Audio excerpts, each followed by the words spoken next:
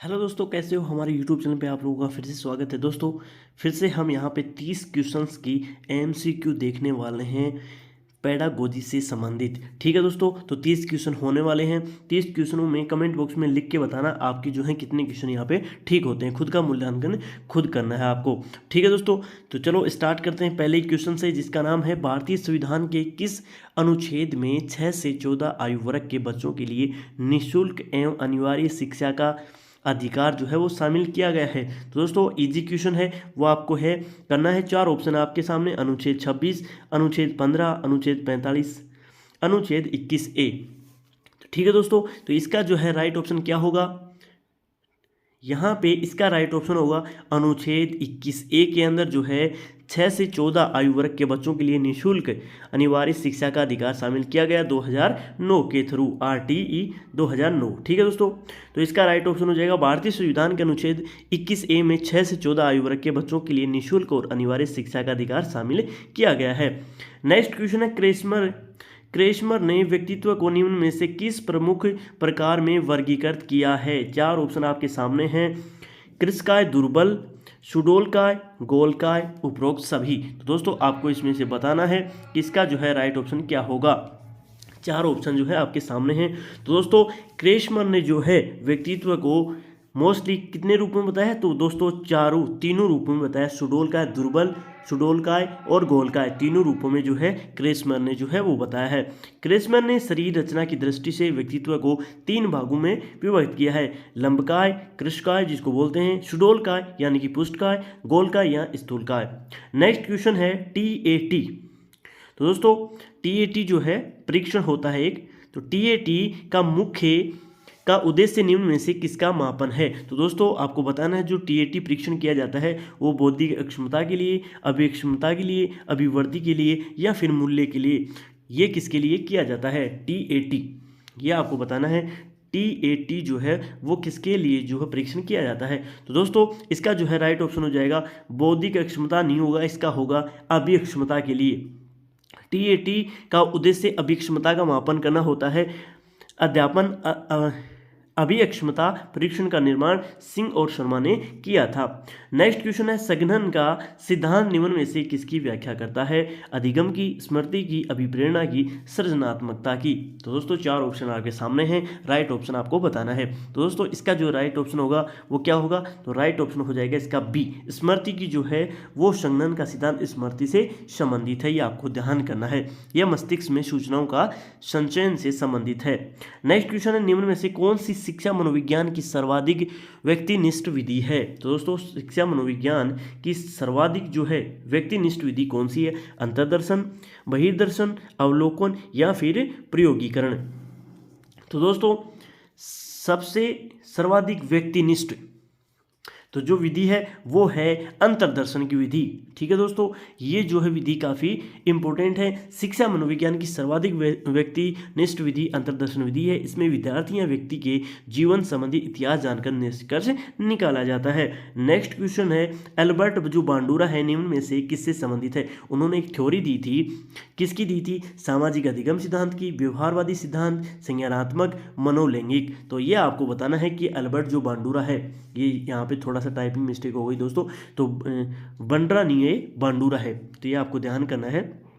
बांडुरा जो है उन्होंने कौन सी जो है थ्योरी दी थी विकास से संबंधित। तो दोस्तों इसका जो है राइट ऑप्शन हो जाएगा कौन सा, मनोसामाजिक अधिगम सिद्धांत दिया था अल्बर्ट बांडुरा ने। व्यवहारवादी जो है वो दिया था वॉटसन वगैरह ने, और संज्ञानवादी जो है वो जीन पियाजे ने दिया था। ये आपको मनोलैंगिक जो है सिगमंड फ्राइड का सिद्धांत है, ये आपको ध्यान करना है। तो अल्बर्ट बांडुरा जो है सामाजिक अधिगम सिद्धांत से संबंधित है। बांडुरा तथा वोल्टर ने इस सिद्धांत का प्रतिपादित किया था। नेक्स्ट है, अधिगम वक्र में पठार बनता है।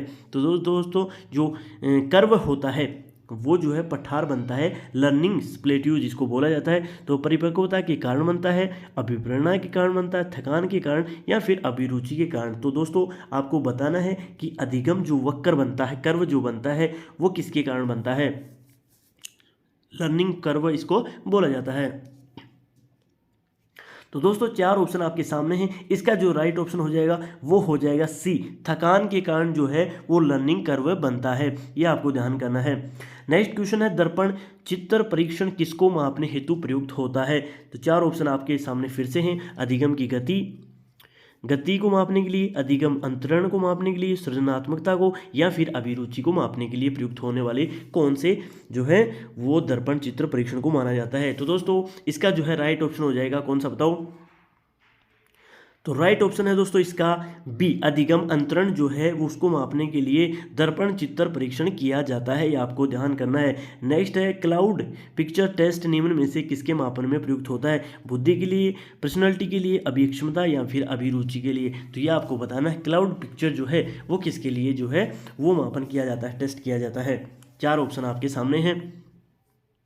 राइट ऑप्शन हो जाएगा दोस्तों इसका व्यक्तित्व, पर्सनैलिटी जो डेवलपमेंट को अपन यदि मापते हैं तो किसके थ्रू मापेंगे? तो ये आपको इसके थ्रू जो है व्यक्तित्व को इससे नापा जाता है, ये आपको ध्यान करना है। निम्न नेक्स्ट है, निम्न में से कौन सा शेष से भिन्न है? TAT, 6PAF, रेवेन का परीक्षण या फिर ड्रोएमेन परीक्षण? तो दोस्तों 4 जो है परीक्षण यहाँ पे दे रखे हैं, एक दूसरे से आपको भिन्न बताना है कि इनमें से जो है कौन कौन से अलग हैं, यानी कि मोस्टली जो है बुद्धि परीक्षण से संबंधित हैं, लेकिन एक जो है वो अलग है, वो कौन सा है वो आपको बताना है।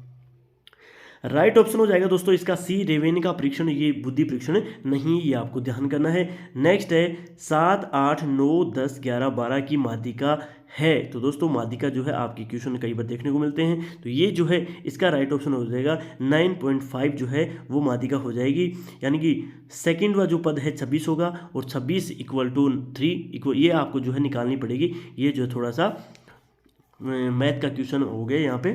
सूझ या अंतर्दृष्टि के सिद्धांत का प्रतिपादन किसने किया था? ये काफ़ी इंपॉर्टेंट क्वेश्चन है, मोस्ट क्वेश्चन है, तो ये आपको ध्यान करना चाहिए। थॉर्नडाइक ने दिया था, गेस्टलवादी मनोवैज्ञानिकों ने, हेगाल्ट या स्किनर ने? तो दोस्तों सूझ और अंतर्दृष्टि काफ़ी इंपॉर्टेंट क्वेश्चन माना जाता है। तो दोस्तों ये सिद्धांत किसने दिया था? तो ये सिद्धांत दिया था गेस्टलवादी मनोविज्ञान ने, यानी कि मोस्टली जो है सूझ का हल ने दिया था, ये आपको ध्यान करना है। मैकडूगल के अनुसार प्रत्येक मूल प्रवृत्ति से संबंध होता है संज्ञान का, संवेग का, संवेदना का या फिर चिंतन का? तो ये आपको बताना है। मैकडूगल एक ब्रिटिश मनोवैज्ञानिक थे, उन्होंने जो है मूल प्रवृत्तियाँ 14 बताई थी और उनसे संबंधित जो है वो क्या होते हैं? संज्ञान होते हैं या फिर ये होते हैं इमोशन। हमारे जो इमोशंस होते हैं वो मूल प्रवृत्तियों से संबंध रखते हैं, ये आपको ध्यान करना है।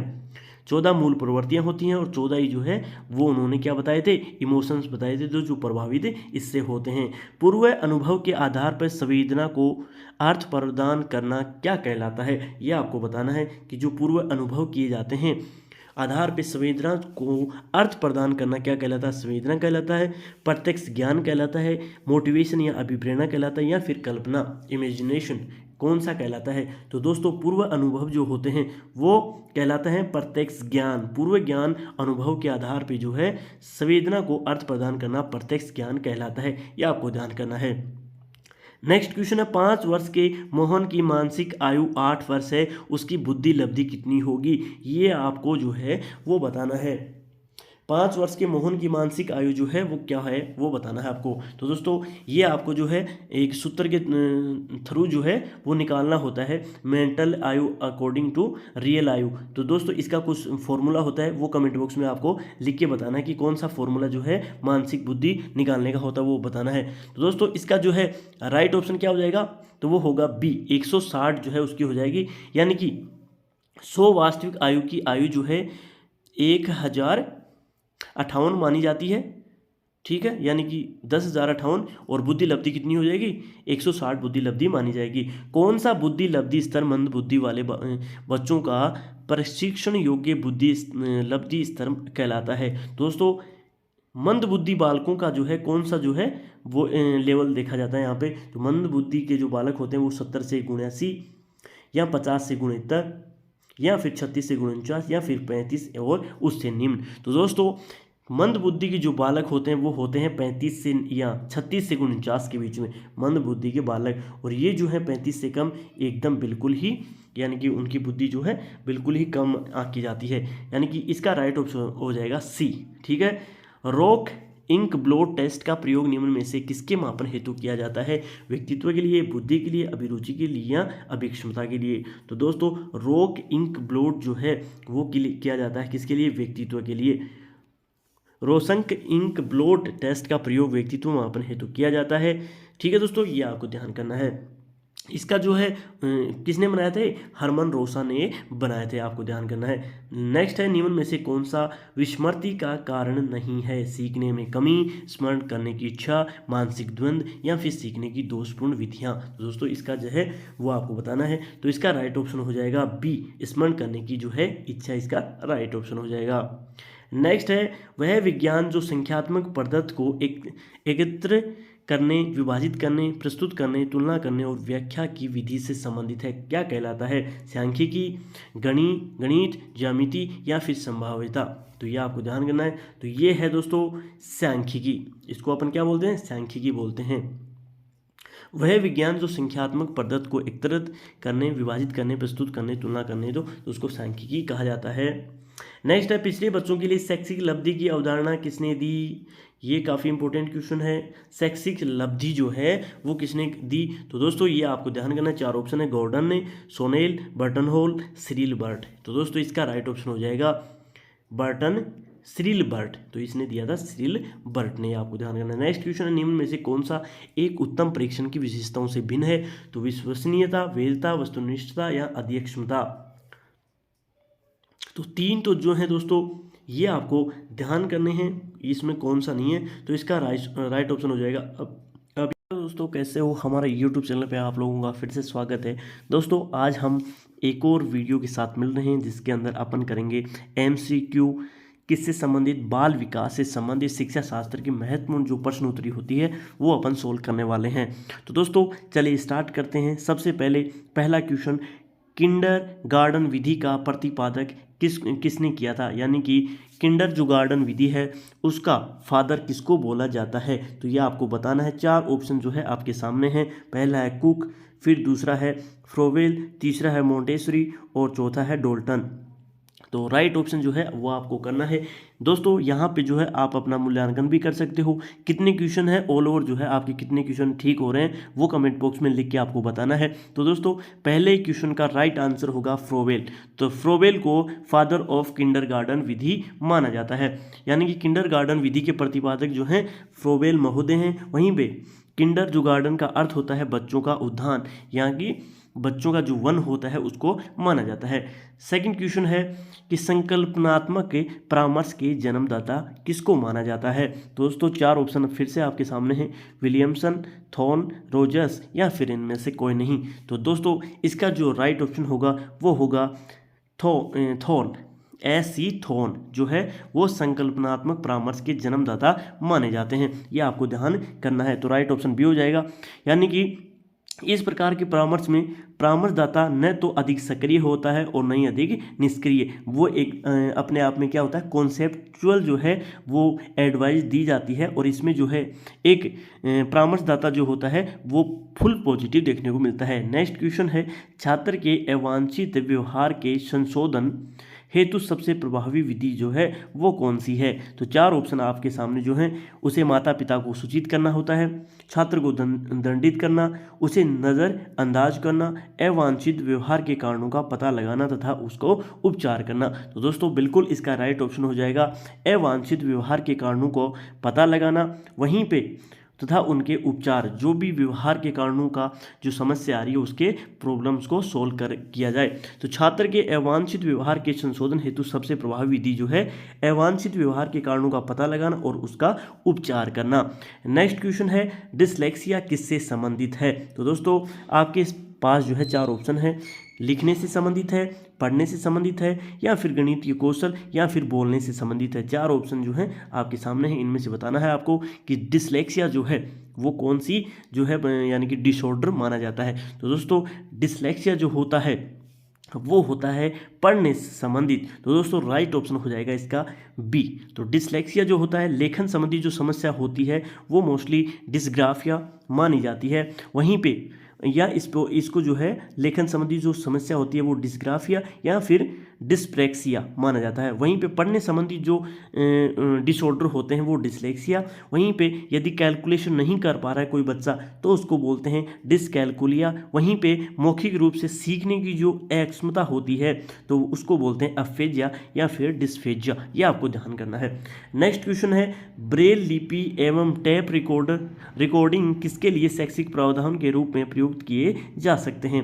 तो 5 के में आपको राइट ऑप्शन बताना है। तो दोस्तों इसका जो है राइट ऑप्शन कौन सा होगा, श्रवण संबंधित यानी कि सुनने से संबंधित, देखने से संबंधित, अस्थित बाधित विद्यार्थियों के लिए, शारीरिक रूप से जो विकलांग है उनके लिए। तो दोस्तों ब्रेल लिपि जो है वो काफ़ी इंपॉर्टेंट मानी जाती है और एजुकेशन के अंदर ब्रेल लिपि आने के बाद काफ़ी जो लड़के हैं जो देख नहीं पाते हैं उनके लिए जो है ये अच्छी खासी विधि मानी जाती है। तो इसका राइट ऑप्शन हो जाएगा सेकंड ऑप्शन। तो ब्रेल लिपि जो होती है वो टैब रिकॉर्डिंग दृष्टिबाधित विद्यार्थियों के लिए शैक्षिक प्रावधान के लिए रूप में प्रयुक्त की जाती है। तो राइट ऑप्शन हो जाएगा बी।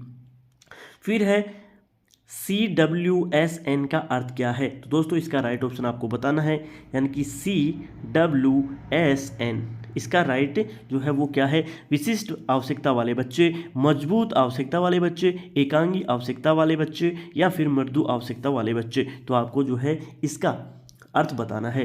तो दोस्तों इसका जो है राइट ऑप्शन कौन सा हो जाएगा, तो वो है विशिष्ट, चिल्ड्रन विद स्पेशल नीड्स।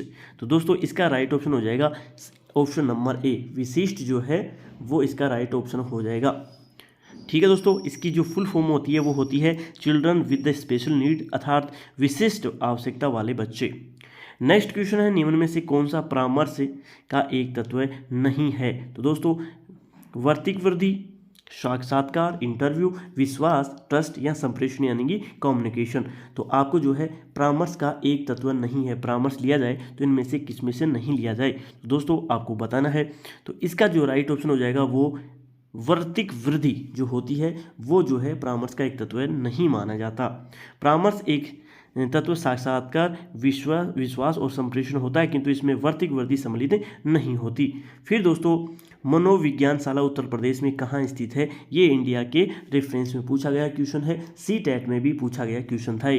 तो दोस्तों मनोविज्ञानशाला जो है वो कहाँ पे है, उत्तर प्रदेश में। तो ये इसका राइट ऑप्शन हो जाएगा इलाहाबाद। तो दोस्तों सन 1942 ईस्वी में इलाहाबाद में एक मनोवैज्ञानिक निर्देशन ब्यूरो स्थापित किया गया। यह कार्य आचार्य नरेंद्र देव की अध्यक्षता में किया गया था, ये आपको ध्यान रखना है। फिर नेक्स्ट चलते हैं, जो संबंध स्किनर का चूहों से एवं थोंडाई का बिल्लियों से था वही संबंध कोहलर का था। तो दोस्तों जिस प्रकार से स्किनर ने जो है वो प्रयोग किए थे किसके ऊपर, चूहों के ऊपर किया था। थोंडाइक ने बिल्लियों के ऊपर खटका दबा के ही जो है उसका जो है यानी कि खटका दबाते ही उनको खाना मिल जा रहा था बिल्लियों को, वैसे ही कोहलर ने भी एक जीव के ऊपर जो है प्रयोग किए थे। तो आपको बताना है वो प्रयोग बंदरों के ऊपर था, कुत्तों के ऊपर था, मुर्गियों से या फिर वन मानुस के ऊपर था। तो दोस्तों ये आपको बताना है। तो इसका जो है राइट ऑप्शन हो जाएगा वन मानुस।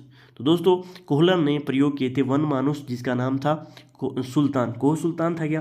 तो ये जो है आपको बताना है कमेंट बॉक्स में लिख के कि उसका नाम क्या था, शायद सुल्तान था, सुल्तान। ठीक है, तो ये आपको ध्यान करना है। तो कोहलर ने प्रयोग किया था वन मानुस।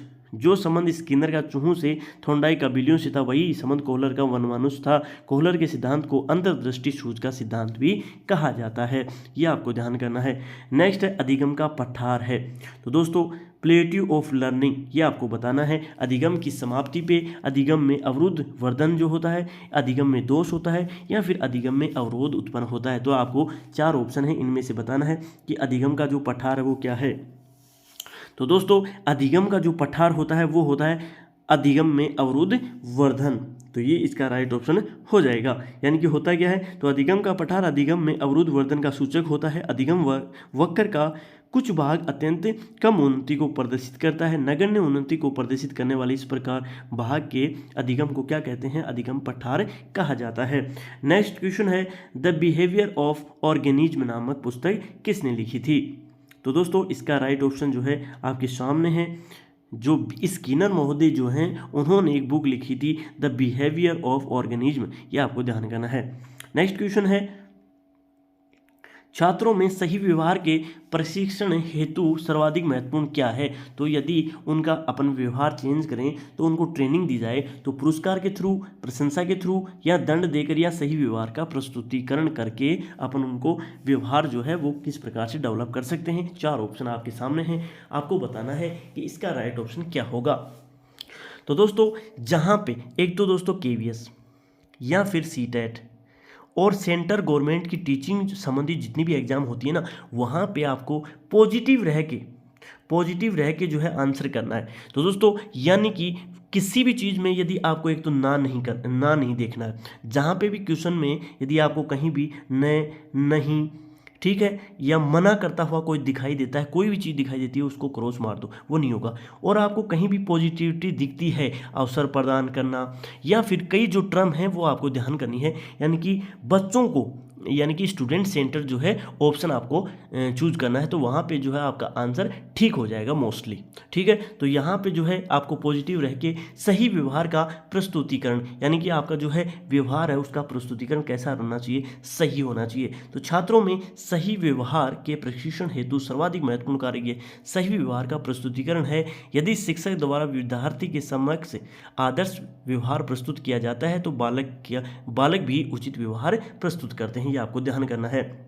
नेक्स्ट है समस्या समाधान में लक्ष्य प्रवणता के संप्रत्यय को किसने प्रस्तावित किया था? तो दोस्तों गोल कॉन्सेप्ट प्रवणता, यानी कि ये जो कॉन्सेप्ट दिया था किसका था? कोहलर का, हल का, केडलर का, या फिर ब्रिक का। तो ये आपको बताना है, ये सीटेट में भी पूछा हुआ क्वेश्चन है, ये आपको ध्यान करना है। ठीक है दोस्तों, तो ये जो है इसका राइट ऑप्शन हो जाएगा कि समस्या समाधान का जो है वो महोदय हल ने दिया था। तो ये आपको ध्यान करना है कि समस्या समाधान में लक्ष्य प्रवणता के संप्रत्यय को क्लार्क हल ने प्रस्तावित किया था। हल के सीखने की विधि को परिकल्पित निगमनात्मक विधि तथा तार्किक निगमनात्मक विधि कहा जाता है। तो ये आपको ध्यान करना है, हल ने ये दिया था। इनमें से कौन सा शिक्षण की विचारधारा से संबंधित नहीं है? DW Allen, Bush, David Hume, Aitchison. तो आपको बताना है कि शिक्षण की विचारधारा से संबंधित इनमें से कौन सा नहीं है। तो दोस्तों इसका जो है राइट ऑप्शन हो जाएगा option number C, David Hume जो है वो सूक्ष्म शिक्षण की विचारधाराओं से डब्ल्यू एलन, बुश तथा एचिसन संबंधित है, किंतु डेविड ह्यूम इससे संबंधित नहीं है। माइक्रो टीचिंग जो होते हैं उससे संबंधित जो है ह्यूम नहीं है। फिर नेक्स्ट है निम्न में से कौन सा शिक्षण अधिगम का स्तर नहीं है? तो 4 ऑप्शन है आपके सामने, स्मृति स्तर, अवरोध स्तर, प्रावर्ती, या फिर दूरवर्ती। तो दोस्तों इसमें आपको बताना है कि जो अधिगम का स्तर है वो कौन सा नहीं है। तो दोस्तों इसका राइट ऑप्शन हो जाएगा ऑप्शन नंबर डी, दूरवर्ती स्तर। शिक्षण अधिगम का स्तर एक तो होता है स्मृति स्तर, मेमोरी लेवल का, अवबोध स्तर का यानी कि अंडरस्टैंडिंग लेवल, या फिर परावर्ती स्तर, रिफ्लेक्टिव लेवल। तो 3 जो है इसके लेवल बताए गए हैं, यह आपको ध्यान करना है। दूरवर्ती स्तर जो है वो नहीं होता, यह आपको क्रॉस करना है। नेक्स्ट क्वेश्चन दोस्तों, निम्न में से कौन सी कक्षा शिक्षण में जनतांत्रिक शिक्षण नीति नहीं है? यानी कि दोस्तों क्लास के अंदर शिक्षण में जनतांत्रिक जो है डेमोक्रेटिक जो एक एजुकेशन पॉलिसी होती है वो कौन सी नहीं है? अपन किसी की खोजबीन करें वो, व्याख्या दे वो, योजना बनाकर काम करें वो, या फिर मस्तिष्क उद्वेलन। तो आपको बताना है 4 में से कौन सा शिक्षण नीति का जो है वो जनतांत्रिक शिक्षण नीति नहीं है। तो दोस्तों आपको पता है किसी बच्चे को अपन क्लास में कुछ रिसर्च कराएं, खोज केस स्टडी करवाएं तो वो अच्छी चीज़ है, वहीं पे व्याख्यान अच्छी चीज़ नहीं है। ये तो कॉलेज स्तर की चीज़ें हैं कि कॉलेज के अंदर अपन क्या करवाते हैं, व्याख्या करते हैं या फिर लेक्चर देते हैं, तो ये क्लास में नहीं चलता। तो ये जो है व्याख्यान इसका जो है राइट ऑप्शन हो जाएगा। योजना बनाएं वो भी अच्छी चीज़ है, और मस्तिष्क उद्वेलन करें वो भी अच्छी चीज़ है। तो यहाँ पे व्याख्यान जो है वो इसका गलत आंसर है।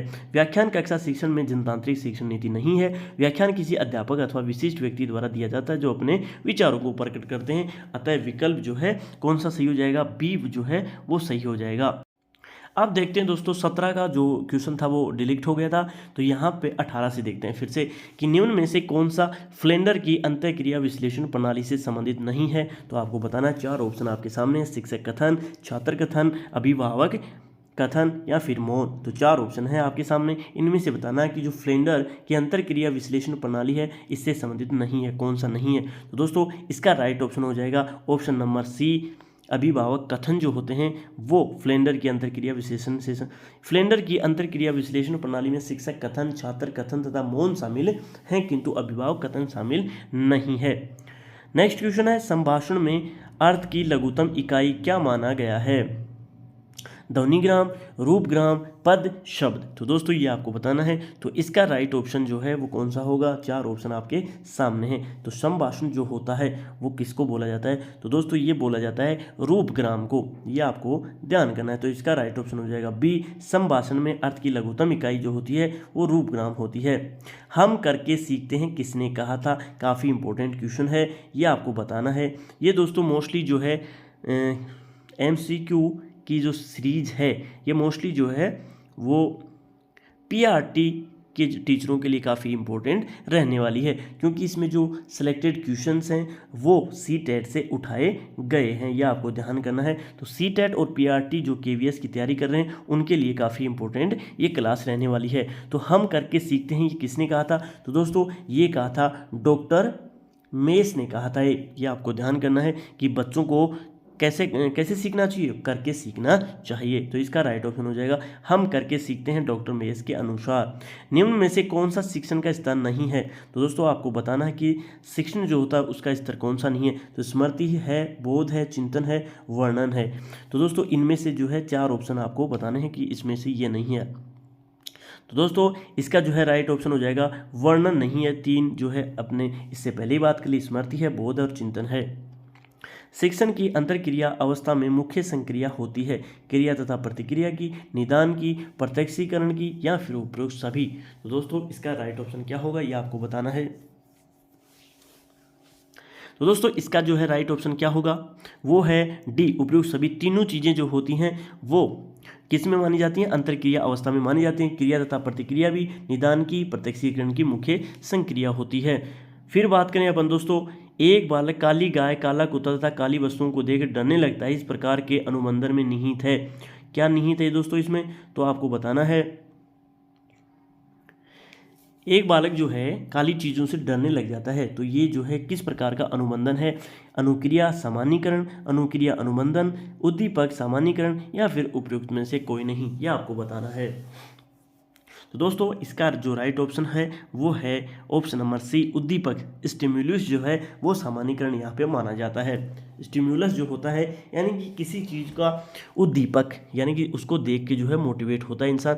एक बालक काली गाय, काला कुत्ता, काली वस्तुओं को देखकर डरने लगता है, इस प्रकार का अनुबंधन उद्दीपक सामान्यीकरण होता है, ये आपको ध्यान करना है। फिर नेक्स्ट है, शिक्षण विधि का चयन करते समय निम्न में से किसको ध्यान में रखने की आवश्यकता नहीं है?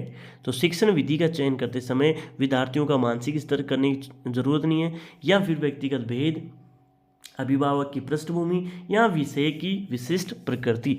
तो दोस्तों 3 जो हैं वो इसमें आपके जो है सही हैं और 1 नहीं है। तो कौन सा नहीं है? तो अभिभावक की जो पृष्ठभूमि है वो कोई ज़रूरी अपन को नहीं है। शिक्षण की विधि का चयन करते समय अभिभावक की पृष्ठभूमि को ध्यान में रखने की आवश्यकता नहीं होती। नेक्स्ट है, निम्न में से कौन सी बाल्यावस्था की एक विशेषता नहीं है? तो बाल्यावस्था का एक क्वेश्चन है, यह आपको देखना है। निम्न में से कौन सी बाल्यावस्था की विशेषता नहीं है? तो अभिवृद्धि में स्थिरता सामूहिकता की प्रबलता, जिज्ञासा की कमी, समूह एवं खेलों की सहभागिता। तो 4 ऑप्शन आपके सामने हैं, इसमें आपको बताना है कि बाल्यावस्था की विशेषता कौन सी नहीं है। तो दोस्तों जिज्ञासा की कमी जो है वो बाल्यावस्था में नहीं यानी कि होती है, और इसमें पूछा है विशेषता नहीं पूछी है। तो दोस्तों बाल्यावस्था की विशेषता सामूहिक प्रवृत्ति की प्रबलता, संग्रह प्रवृत्ति, रचनात्मक कार्यों में रुचि, आत्मनिर्भरता की भावना, शारीरिक तथा मानसिक विकास में स्थिरता, जिज्ञासा की प्रबलता आदि होती हैं, किंतु जिज्ञासा की कमी इसमें नहीं होती। ये तो ये राइट ऑप्शन हो जाएगा इसका, जिज्ञासा की कमी, किंतु जिज्ञासा की कमी इस अवस्था में नहीं होती। जिज्ञासा प्रबल रहती है इसमें, क्यूरियोसिटी जिसको इंग्लिश में बोलते हैं। तो क्यूरियोसिटी बालक में बहुत ज़्यादा देखने को मिलती है। फिर नेक्स्ट है कि निम्न में से कौन सा सृजनात्मक क्रिएटिविटी यानी कि प्रोसेस होता है संबंधित है आयोजन, उद्भव, अभिप्रेरणा या फिर प्रबोधन। तो इसका राइट ऑप्शन हो जाएगा ऑप्शन नंबर सी, अभिप्रेरणा। सृजनात्मक प्रक्रिया के अंतर्गत आयोजन, उद्भव और प्रबोधन आते हैं। ठीक है दोस्तों, नेक्स्ट क्वेश्चन के ऊपर चलते हैं। निम्न में से कौन सा बुद्धि और विकास का प्रथम चरण है? तो दोस्तों कौन सा है इसमें? नैतिक विकास, शारीरिक विकास, सामाजिक विकास या फिर मानसिक विकास? आंसर भी आपके सामने है। बुद्धि और विकास का निम्न चरण होते हैं शारीरिक विकास, मानसिक विकास, संवेगात्मक, नैतिक और सामाजिक विकास। सीखना एक तरह के व्यवहार का संशोधन है। संशोधन है, बचाव है, विस्तार है, प्रसार है। तो दोस्तों सीखना एक तरह के व्यवहार का संशोधन है। नेक्स्ट है, स्किनर बॉक्स का प्रयोग किया जाता है। काफ़ी इंपॉर्टेंट क्वेश्चन रहने वाला है। तो स्किनर का बॉक्स जो है वो प्रयोग किया जाता है चालक अधिगम के लिए, शाब्दिक अधिगम के लिए, प्रस्तुत अनुबंधन के लिए, प्रसूत अनुबंधन या फिर आकस्मिक अधिगम के लिए। तो दोस्तों स्किनर का जो बॉक्स था जिसने प्रयोग किया था बिल्ली के ऊपर, यह आपको बताना है कि इनमें से कौन सा है। तो इसका राइट ऑप्शन हो जाएगा दोस्तों, स्किनर का जो बॉक्स है वो प्रसूत अनुबंधन के लिए प्रयोग किया जाता है। यह आपको ध्यान रखना है। फिर नेक्स्ट है, बुद्धि मापन की बाटिया बैटरी परीक्षण में है 4 उप परीक्षण, 5 उप परीक्षण, 8 उप परीक्षण या फिर 7 उप परीक्षण। तो दोस्तों इसका राइट ऑप्शन हो जाएगा ऑप्शन नंबर बी, 5 उप परीक्षण। ठीक है दोस्तों, नेक्स्ट क्वेश्चन के ऊपर चलते हैं दोस्तों। अब दोस्तों शिक्षा शास्त्र सामान्य ज्ञान के कुछ क्वेश्चन है या ये भी अपन यहाँ पे देख लेते हैं। तो दोस्तों निम्न में से कौन सा अधिगम के पठार का कारण नहीं है? प्रेरणा की सीमा, विद्यालय का असहयोग, शारीरिक सीमा या फिर ज्ञान की सीमा? यह आपको बताना है। तो राइट ऑप्शन इसका कौन सा होगा? अधिगम के पठार का कारण कौन सा नहीं है? तो दोस्तों इसमें है ऑप्शन नंबर बी, विद्यालय का असहयोग। प्रेरणा की सीमा होती है, शारीरिक सीमा होती है, ज्ञान की सीमा होती है, बट विद्यालय का असहयोग जो है वो अधिगम का पठार का कारण नहीं होता। तो दोस्तों सीखने की मात्रा या समय अथवा प्रयास के परस्पर संबंध को चित्रांकित करने पर जो वक्र रेखा प्राप्त होती है उसे अधिगम वक्र कहा जाता है। अधिगम अनुभव प्रशिक्षण के परिणाम स्वरूप व्यवहार में परिवर्तन, यह कथन किसके द्वारा दिया गया है? 4 ऑप्शन आपके सामने हैं, गेट्स व अन्य, मॉर्गन या फिर गिलीलैंड या स्किनर या फिर क्रोनबेक। तो आपको जो है 4 ऑप्शन के साथ बताना है कि इसका राइट ऑप्शन क्या होगा। तो दोस्तों अनुभव तथा प्रशिक्षण के परिणाम स्वरूप व्यवहार में परिवर्तन ही क्या कहलाता है? अधिगम कहलाता है। ये कहा है गेट्स और अन्य ने। नेक्स्ट है, स्टैनफोर्ड बिने परीक्षण मापन करता है। क्या करता है? व्यक्तित्व का, पढ़ने की दक्षता का, बुद्धि का या फिर उपयुक्त में कोई नहीं। तो स्टैनफोर्ड जो है वो बुद्धि का जो है वो परीक्षण करता है, आपको ध्यान रखना है। नेक्स्ट क्वेश्चन, अंतर्मुखी व्यक्तित्व और बहिर्मुखी व्यक्तित्व का वर्गीकरण किसने किया? यानी कि इंसान जो है 2 प्रकार के व्यक्तित्व रखता है। पर्सनैलिटी जो है उसकी होती है एक इंट्रोवर्ट और एक बहिर्मुखी जिसको बोला जाता है। तो दोस्तों फ्रॉइड, यूंग, मन या ओलपोर्ट। तो दोस्तों ये काफ़ी इंपॉर्टेंट क्वेश्चन है। यानी कि व्यक्ति का जो व्यक्तित्व होता है, पर्सनैलिटी होती है, वो 2 प्रकार की होती है, एक तो अंतर्मुखी, ये एक बहिर्मुखी। तो ये कहा था यूंग महोदय ने। तो दोस्तों ये आपको ध्यान करना है। नेक्स्ट है, बच्चों के सामाजिक विकास को प्रभावित करने वाले कारक हैं। तो आर्थिक तत्व है, सामाजिक परिवेश जन्य तत्व है, शारीरिक तत्व है या फिर वंशानुगत तत्व है? कौन सा है इसमें? तो बच्चों का यानी कि समाज का विकास, यानी कि बच्चे का सामाजिक विकास किस प्रकार से होगा? तो दोस्तों ये जरूरी है क्या? तो ये है सामाजिक परिवेश जन्य तत्व है, ये जो है प्रभावित करता है बच्चे का सामाजिक विकास। निम्न में से कौन सा शारीरिक विकास का एक प्रमुख नियम है? तो दोस्तों मानसिक विकास में भिन्नता का नियम, अनियमित विकास का नियम, द्रुतगामी विकास का नियम, कल्पना तथा संवेगात्मक विकास से संबंध का नियम। तो दोस्तों आपको बताना है कि इनमें से कौन सा है। तो दोस्तों इसका राइट ऑप्शन होगा अनियमित विकास का नियम, यह आपको ध्यान करना है। नेक्स्ट है, निम्न में से कौन सा विकास का सिद्धांत नहीं है? तो अनुकूलित प्रत्यावर्तन का सिद्धांत, निरंतर विकास का सिद्धांत, परस्पर संबंध का विकास सिद्धांत या फिर समान प्रतिमान का सिद्धांत। यानी कि दोस्तों विकास जो है वो किस प्रकार से होता है? अनुकूलित प्रत्यावर्तन से होता है, निरंतर होता रहता है, परस्पर संबंध का सिद्धांत या फिर समान प्रतिमान का सिद्धांत। तो इनमें से कौन सा नहीं है? 3 है और 1 नहीं है। तो दोस्तों इसका है अनुकूलित प्रत्यावर्तन का सिद्धांत जो है विकास से संबंधित नहीं है। निरंतर विकास होता है, परस्पर होता है, समान प्रतिमान से होता है, ये आपको ध्यान करना है। नेक्स्ट क्वेश्चन है, विकास के परिणाम स्वरूप नवीन विशेषताएं और नवीन योग्यताएं प्रकट होती हैं, यह कथन किसने दिया था? तो दोस्तों 4 ऑप्शन आपके सामने हैं, गैसेल ने, हरलोक ने, मेरेडिथ ने, डगलस और हॉलैंड ने। तो 4 ऑप्शन आपके सामने हैं, किसने ये जो है नवीन योग्यताएं प्रकट होती हैं, यह कथन किसने कहा है? तो ये दोस्तों ये कहा है हरलोग महोदया ने, श्रीमती हरलोग महोदया ने कहा है कि विकास के परिणाम स्वरूप नवीन विशेषताएं और नवीन योग्यताएं प्रकट होती हैं। यह कथन श्रीमती हरलोग का है। नेक्स्ट है मूल प्रवृत्तियों को 14 प्रकार से किसने वर्गीकृत किया। तो दोस्तों ये काफ़ी इम्पोर्टेंट है। जो अपने इमोशंस होते हैं, इमोशंस अपनी मूल प्रवृत्तियों के ऊपर डिपेंड होते हैं। ये 14 प्रकार बताए हैं, किसने बताए हैं, तो ये आपको बताना है, ड्रेवर, मैकडूगल, थॉर्नडाइक या फिर वुडवर्थ। तो दोस्तों 14 प्रकार बताए हैं ब्रिटिश मनोवैज्ञानिक मैकडूगल ने, ये आपको ध्यान करना है। तो दोस्तों बी जो है इसका राइट ऑप्शन हो जाएगा। किसी दूसरी वस्तु की अपेक्षा एक वस्तु पर चेतना का केंद्रीकरण अवधान है, ये कथन किसका है, डमविल का, रोज का, मन का या फिर मैकडूगल का। आपको बताना है इसका राइट ऑप्शन क्या होगा।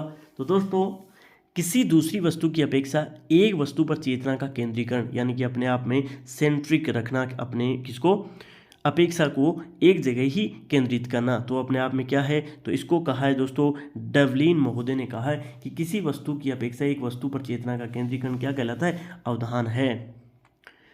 निम्न नेक्स्ट है निम्न में से कौन सा सीखने के मुख्य नियमों में शामिल नहीं है। तो दोस्तों लर्निंग जो होती है उनके कुछ नियम है, उनमें से कौन सा नहीं है।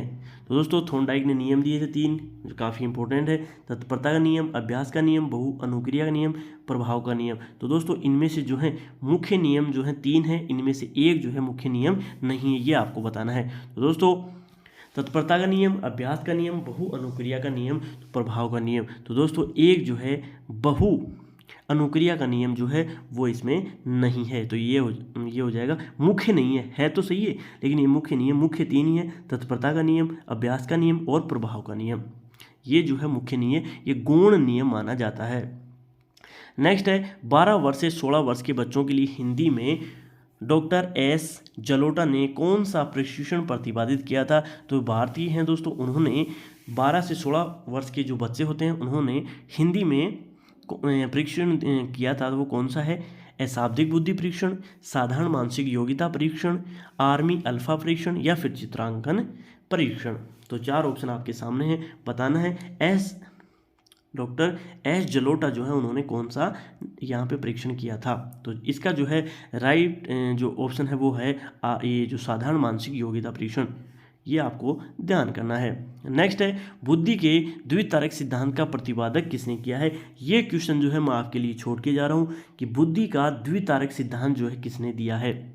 एक ऑप्शन थॉर्नडाइक हो गया, एक हल हो गया, 2 ऑप्शन जो है आपको रखने हैं और इसका राइट आंसर आपको कमेंट बॉक्स में लिख के बताना है कि इसका जो है द्वितारक सिद्धांत किसने दिया था। यहाँ तक दोस्तों ये क्लास कंप्लीट होती है। इसके बाद में जो है और MCQ जो है अपन PRT, TGT और PGT से संबंधित जो है लाते रहेंगे।